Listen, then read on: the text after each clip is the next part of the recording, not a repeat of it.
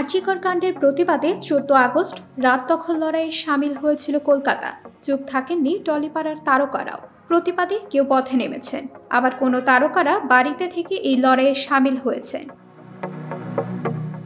আরজিকর নিয়ে উত্তাল ভারতের রাজনীতি, সর্বত্র চলছে প্রতিবাদ, মিছিল ও জমায়েত। আর এরই মাঝে এই ঘটনার প্রতিবাদ জানাতে গিয়ে তুমুল সমালোচনার মুখে পড়লেন রচনা বন্দ্যোপাধ্যায়। বাদ গেলেন না ঋতুপর্ণা সেনগুপ্ত। সম্প্রতি আরজিকর কাণ্ড নিয়ে একটি ভিডিও পোস্ট করেন অভিনেত্রী ও উপস্থাপক রচনা ব্যানার্জি। সেখানে তাকে পরিপাটি হয়ে চোখে কাজল, আইব্রো এঁকে কথা বলতে দেখা যায়, এমনকি কাঁদতেও দেখা যায়। আর সে কারণে সোশ্যাল মিডিয়ায় ব্যাপক কটাক্ষের মুখেও পড়তে হয় তাকে।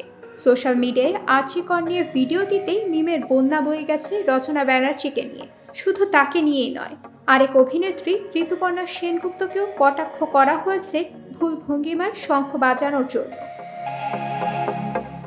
রচনা ব্যানার্জি এ ট্রল নিয়ে সংবাদ মাধ্যমকে বলেন, যে দিন থেকে আমার তৃণমূলের যাত্রা শুরু হয়েছে সেদিন থেকে আমাকে নিয়ে ট্রল করা হচ্ছে। এতে আমার কিছু যায় আসে না। আমি যে ভিডিওটি বানিয়েছিলাম সেটা মন থেকেই বানিয়েছিলাম এবং পোস্ট করেছিলাম। আমি একজন শিল্পী। আমার কান্নাকে ওরা নাটক ভাবলো, চোখের জলকে গ্লিসারিন ভাবলো।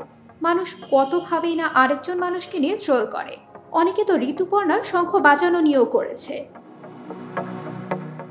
জনপ্রিয় উপস্থাপক আরও বলেন, পশ্চিমবঙ্গে এমন একটা ঘটনা ঘটল, এমন পরিস্থিতিতে সেটা নিয়ে একজন মানুষ আরেকজনকে কটাক্ষ করছে। যার সঙ্গে এমনটা ঘটেছে তার পরিবারের পাশে থাকা উচিত সবার। সেটা না করে আমার চোখে কাজল আছে কিনা সেটা নিয়ে কথা বলছে মানুষ। ওদের কাছে এত সময় আছে, আমার নেই। আমি এর বিচার চাই, দোষীদের ফাঁসি চাই।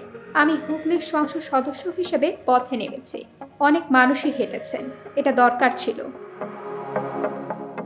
প্রসঙ্গত, গত ৯ আগস্ট টানা ৩৬ ঘন্টা কাজ করে ঘুমাতে যান আরজিকর হাসপাতালের এক নারী চিকিৎসক। সেই রাতেই তাকে ধর্ষণ করে হত্যা করা হয়। এরপরই উত্তাল হয়ে ওঠে গোটা ভারত।